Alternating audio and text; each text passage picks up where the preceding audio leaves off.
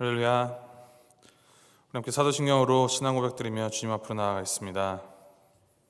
전능하사 천지를 만드신 하나님 아버지를 내가 믿사오며 그 외아들 우리 주 예수 그리스도를 믿사오니 이는 성령으로 잉태하사 동정녀 마리아에게 나시고 본디오 빌라도에게 고난을 받으사 십자가에 못 박혀 죽으시고 장사한 지 사흘 만에 죽은 자 가운데서 다시 살아나시며 하늘에 오르사 전능하신 하나님 우편에 앉아 계시다가 저리로서 산 자와 죽은 자를 심판하러 오시리라.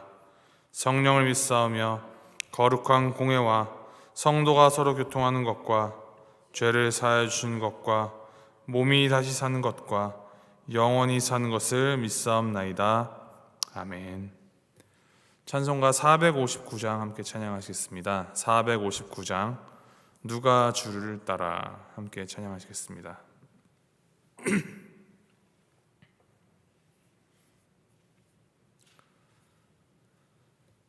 찬송가 459장 함께 찬양하시겠습니다. 누가 주를 따라 섬기려는가?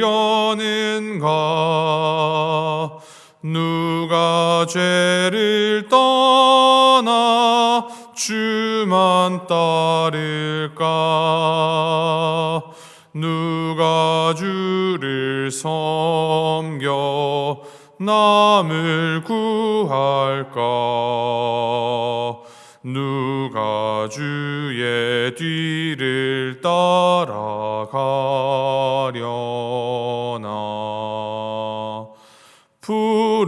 부르심을 받아 주의 은혜로 주를 따라가네. 주만 따르네. 세상 영광 위에 따름 아니요 크신 사랑이네. 주만 따르고 주가 내려주신 은혜 힘입어 주의 뒤를 따라 힘써 일하네. 부르심을 받아 주의 은혜로 주를 따라가네. 주만 따르네. 환난 핍박 많고 원수 강하나 주의 용사 더욱 힘이 강하니 누가 능히 이겨 넘어뜨리랴?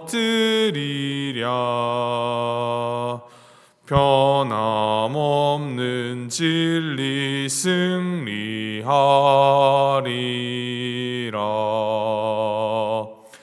기쁜 찬송하며 주의 은혜로 주를 따라가네. 주만 따르네. 아멘. 오늘 하나님 주신 말씀 열왕기상 2장 36절부터 46절까지 말씀입니다. 열왕기상 2장 36절에서부터 46절까지 말씀 우리 함께 한 절씩 교독하시겠습니다. 열왕기상 2장 36절부터 46절까지 말씀, 36절 말씀 제가 읽겠습니다. 왕이 사람을 보내어 시므이를 불러서 이르되 너는 예루살렘에서 너를 위하여 집을 짓고 거기서 살고 어디든지 나가지 말라.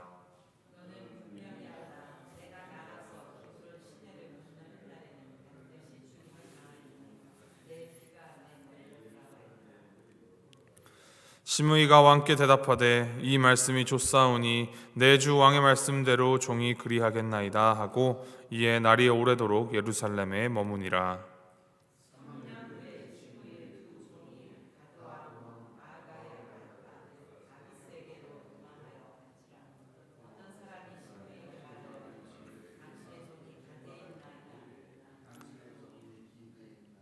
시므이가 그 종을 찾으려고 일어나 그의 나귀의 안장을 지우고 가드로 가서 아기스에게 나아가 그의 종을 가드에서 데려왔더니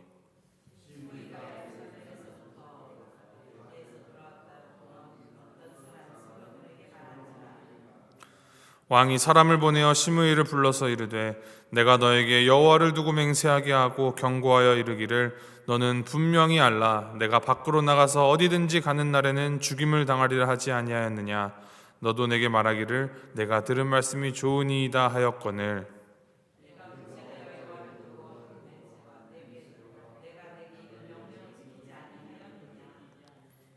왕이 또 시므이에게 이르되 내가 내 마음으로 아는 모든 악 곧 내 아버지에게 행한 바를 내가 스스로 아나니 여호와께서 내 악을 내 머리로 돌려보내시리라.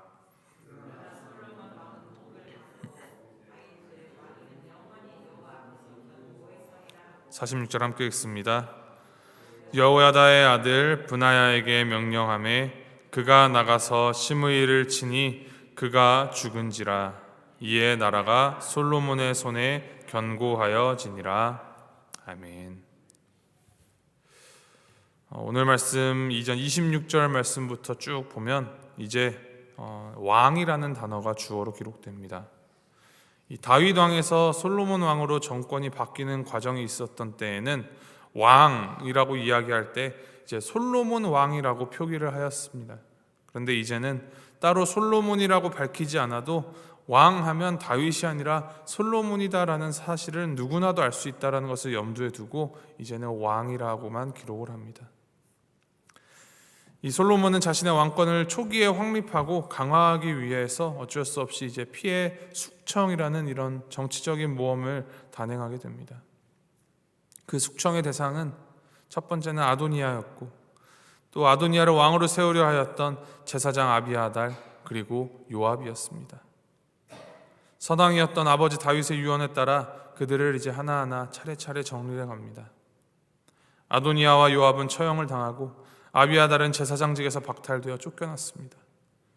그리고 이제 아버지의 유언에 마지막으로 언급되었던 자가 오늘 함께 묵상하는 시므이입니다. 시므이, 그는 매우 간교한 자입니다. 상황에 따라서 태도를 바꾸는 사람입니다. 그 말은 이제 신실하지 않다라는 말입니다. 사울 왕의 친족인 이 시므이는 다윗 왕이 아들 압살롬의 반역을 피하여서 피신할 때 바후림에서 다윗에게 돌을 던지며 그를 저주하였고 또 압살롬이 진압되어서 다윗 왕이 다시 예루살렘의 궁궐로 돌아갈 때에는 베냐민 사람 1000명과 함께 다윗 왕을 환대했습니다.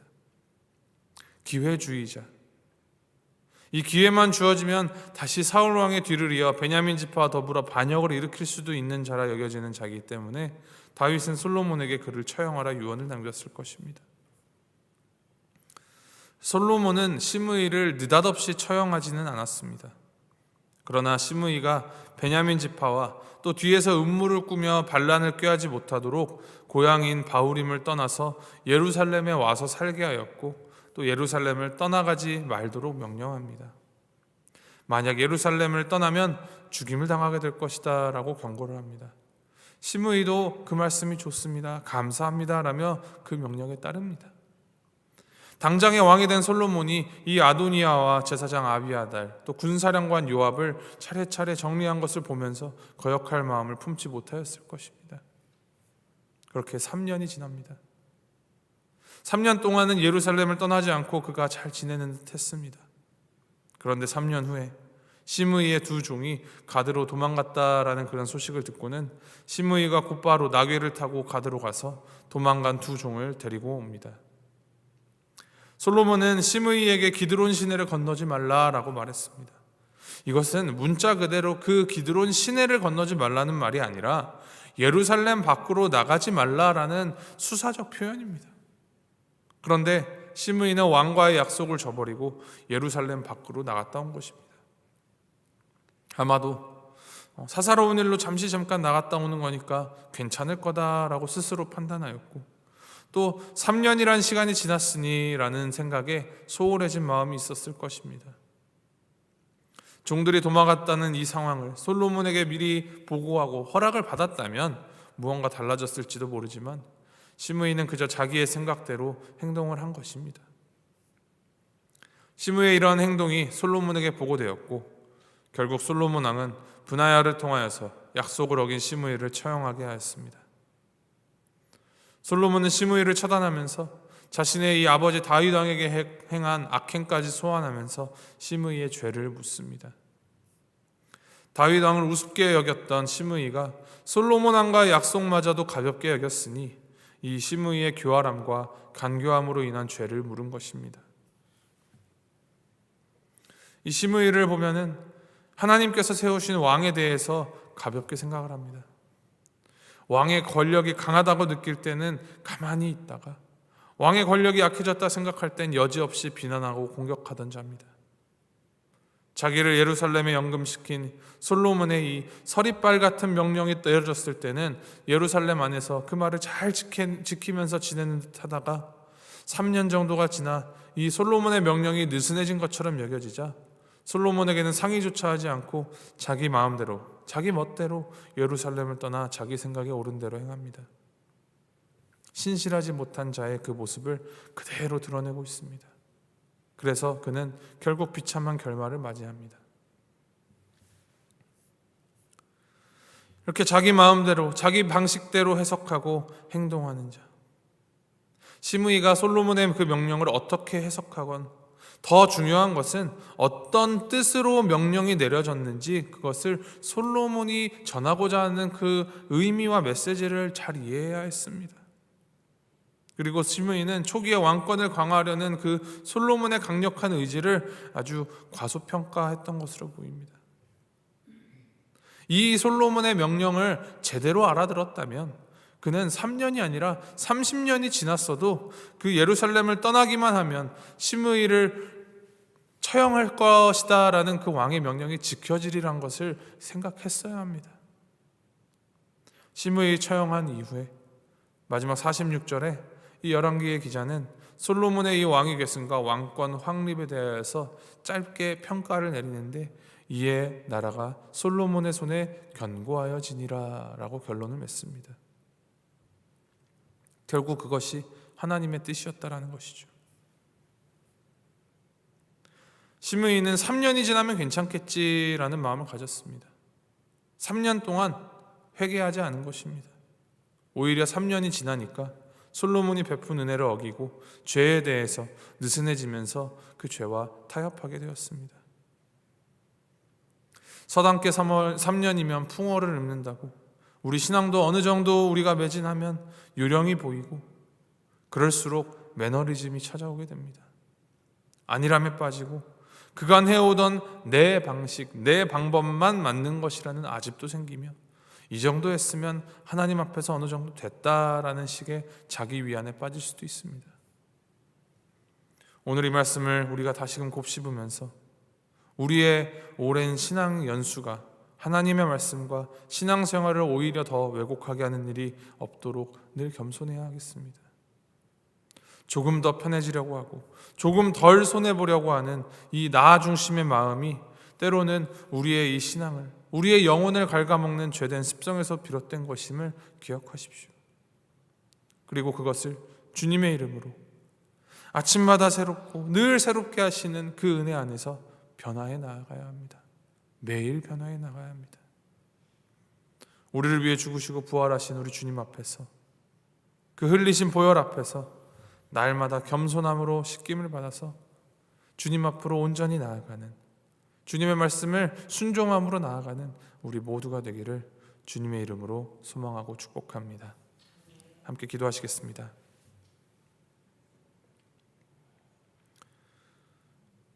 하나님 아버지, 우리를 주님의 자녀로 불러주시고 날마다 새로이 뜨고 지는 이 낮과 밤 속에서 살아갈 족한 은혜를 허락하여 주시니 감사드립니다.